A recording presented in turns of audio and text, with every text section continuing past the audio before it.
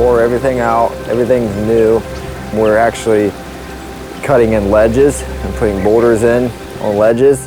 We'll put river rock in the bottom. And what that does is it keeps the river rock from just migrating down to the bottom, and you end up with all your rock at the bottom of the pond and nothing on the sides covering the liner. I want to point out a couple of the things that to me tip the scales towards just a complete new feature. One of those is the amount of rubber that's exposed all through this feature. We've got a lot of rubber, more than I realized the first time I looked at it.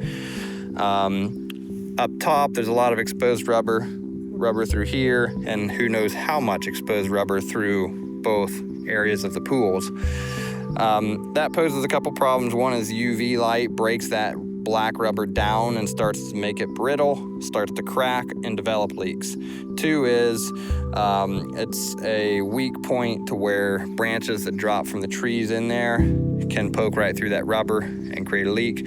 Sharp rocks like this section right here that's crumbling, falling in, those rocks are very sharp. Another thing is the amount of maintenance cost that could go into just cleaning this up and then hopefully keeping it clean is pretty significant for not getting a new feature out of it.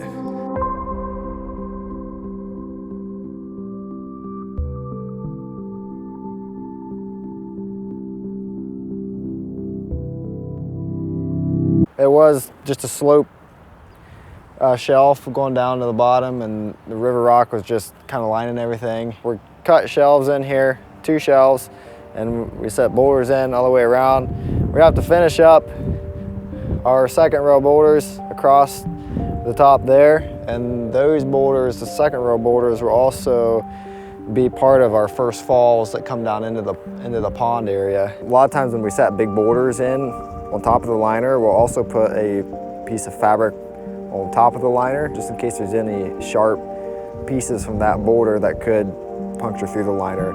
What we want to avoid is a rock below the liner and then a boulder sitting directly on top of the liner, because any movement will just pinch a hole real fast in that, so we try to avoid that. So we'll start with strapping the boulder and then we'll get it set in there. A lot of times, most of the times we use an excavator. In this case, we're gonna use this guy. Kind of do it's like a little cradle. You try to snag at least 2 to 4 corners of the boulder, and then when you pull it through, it'll cinch down on it. And ideally, you want it to be centered when the strap comes through. That way, when the machine pulls it up, it'll kind of cinch it down on the boulder. Just like that. Sometimes you got to sometimes you have to readjust it, but you also want to be careful not to get the strap too far under the boulder, because if you do and you get it set in there, it's hard to get the strap back out. So we like to get it just on the edges, but make sure it's not going to slip out.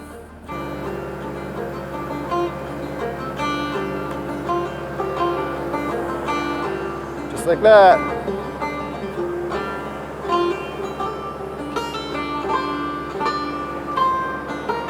A lot of times we want to make sure we don't have any sharp rocks on the liner before you set the boulder down.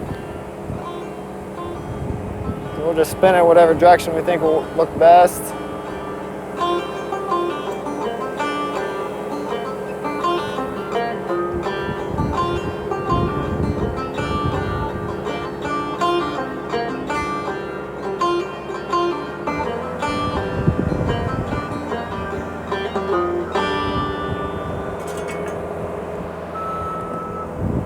The straps, if you do it right, the straps should come out pretty easily. Just like that. And there you have it.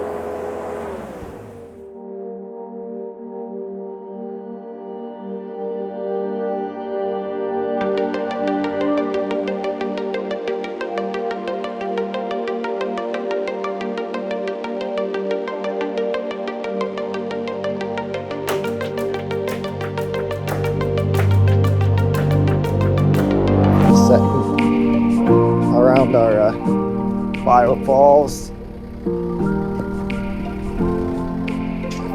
Water. It's essential. So, got a biofall set here, 2 of them. One coming from the big pond, one coming from our skimmer box. So today we got those liners sealed up against those, and then we're just gonna set up our spill rocks here. You can get some pretty cool action. Think about setting something back here that will drop down to a lower level and then rip around, and then yeah, I don't know, probably maybe do a couple balls out of that. But yeah, got our lights in here.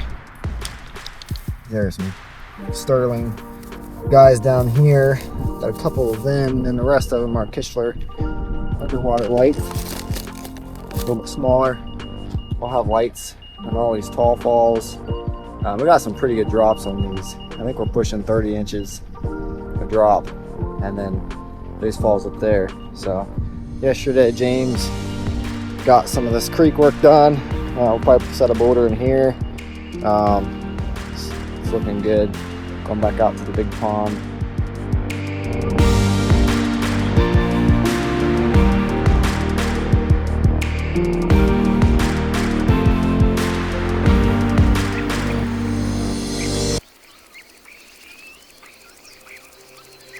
Everybody in this community that has seen the finished product has been excited about it.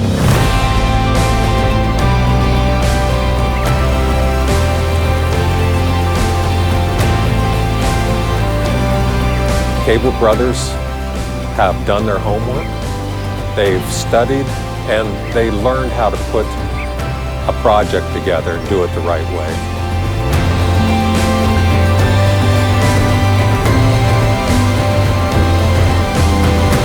You don't have to look over their shoulder. They're going to get the project done. They're going to do it right.